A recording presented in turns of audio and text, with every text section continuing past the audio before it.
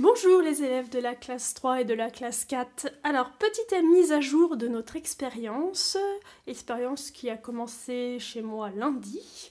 Aujourd'hui nous sommes jeudi et donc on va voir ce qui a changé depuis le début. Donc pour rappel, nous avions mis des lentilles et des haricots dans du coton, ici et ici. Et nous avions mis les mêmes graines, oui, dans de la terre, ici et ici. Lentilles, haricots. On va regarder les évolutions. Alors, fais bien attention, il faut bien que tu humidifies le coton et la terre si tu la fais dans la terre. Moi, je le fais 2 fois par jour, surtout sur les surfaces plates comme ça, non pas épaisses. Le coton a tendance à sécher vite. Alors, il ne faut pas qu'il y ait trop d'eau non plus, c'est un peu compliqué. Pour que tu saches s'il y a besoin d'eau, tu peux poser la main sur le coton, comme ça. Si tu sens que c'est un petit peu mouillé, pas de trop, un petit peu, c'est que c'est bon. D'accord? Si tu sens que c'est presque sec, il faut rajouter un petit peu d'eau. Voilà, moi je le fais avec le vaporisateur. Voilà, d'accord? Alors, on va regarder un petit peu tout ça. Donc, notre première expérience avec les graines de lentilles. Donc ici, on avait mis une couche de coton au fond, mouillé. Par-dessus, nous avions posé les lentilles et nous avions recouvert de coton. Déjà là, tu peux voir que le coton a changé un petit peu de couleur. Ici, on voit des taches marron apparaître. C'est les lentilles qui ont transféré leur couleur sur le coton. Voilà, les lentilles vertes marron ont mis un petit peu de couleur sur le coton. Alors, on va soulever un petit peu le coton et voir ce qu'il y a en dessous.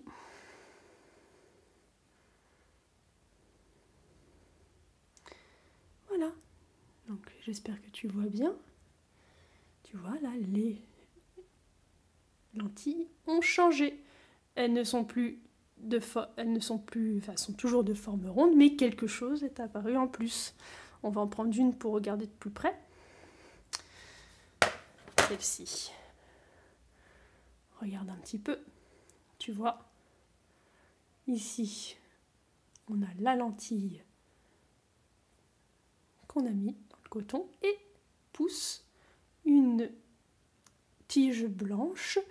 En fait, ça, c'est la racine de la plante. Donc en fait, la lentille, la racine va partir dans la terre parce qu'en fait, pour pousser, elle va avoir besoin de se nourrir et la plante de la lentille va pouvoir se nourrir grâce à ses racines. C'est ce que l'on peut voir ici en blanc. C'est la première chose qui pousse.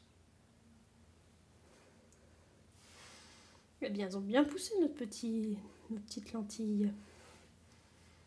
Voilà, on les remet. Je fais une petite mise au point. On les remet ici. Alors, dans la terre, voilà ce que ça donne.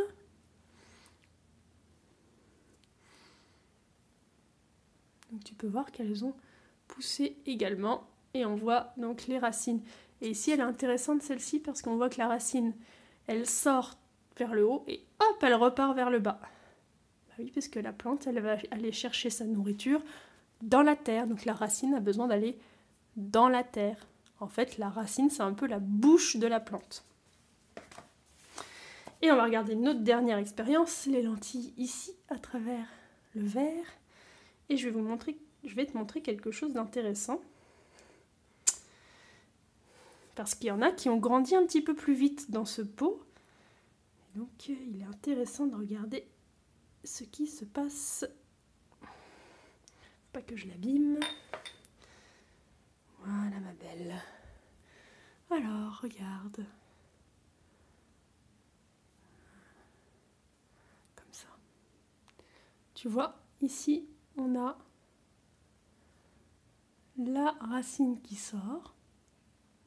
Mais on a également quelque chose qui repart dans l'autre sens, vers le haut, et qui est de couleur un peu jaune-vert, qui tire vers le vert. En fait, vers le bas, ici, on a la racine qui sort en premier, et on a la partie ici qui sera la tige et les feuilles qui partent, elles, vers le haut. Là, ce sera sous la terre et là, au-dessus.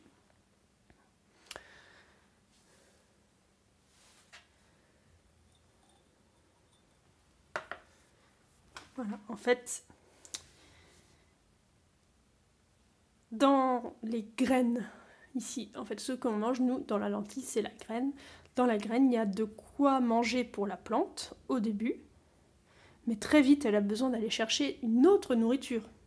Elle finit vite son repas qui est dans la graine. Et donc, elle fait une racine. Et puis après, elle peut créer ses feuilles. Ici, on voit les feuilles qui commencent à apparaître. C'est le tout début. Tu vois un petit peu de vert là, ici. Alors maintenant, on va regarder les haricots. Alors, je soulève. Donc voici les haricots. Ah, ils n'ont pas l'air d'avoir changé. Visiblement, ils mettent plus de temps à se développer. On les laisse tranquilles. Les haricots dans la terre, on ne voit rien. Forcément, on les a recouverts de terre. Si on en voit un petit peu un là, mais il n'a pas l'air d'avoir changé. Et les haricots, ici, oui c'est ça, dans le pot. Alors voyons voir.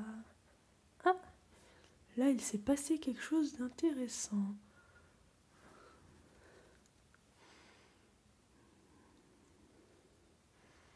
Il y en a un qui a changé plus vite que les autres. Voilà, le voilà. La voilà. La graine.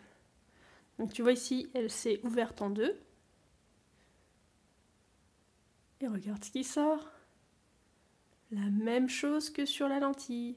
Une petite tige blanche qui formera la racine. Très bien.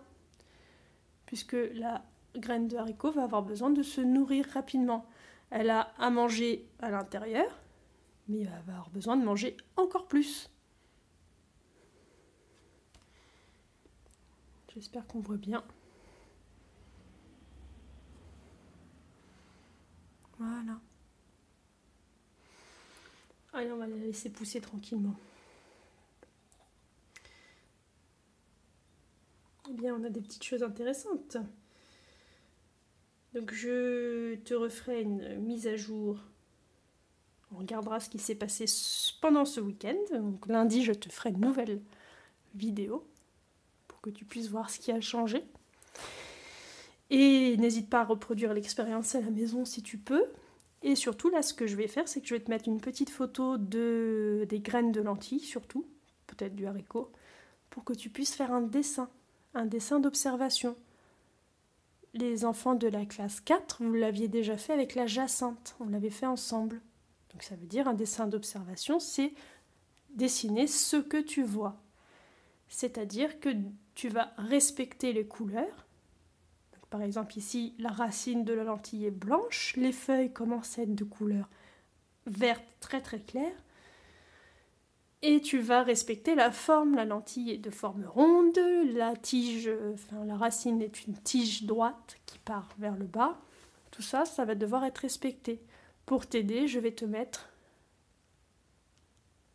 un dessin fait par moi-même, d'accord ? Comme ça, tu pourras voir un petit peu ce que ça peut donner. N'hésitez pas à nous envoyer vos dessins pour qu'on puisse voir un peu vos chefs-d'œuvre. Voilà. Je vous souhaite à tous et à toutes un excellent week-end et je vous dis à très vite.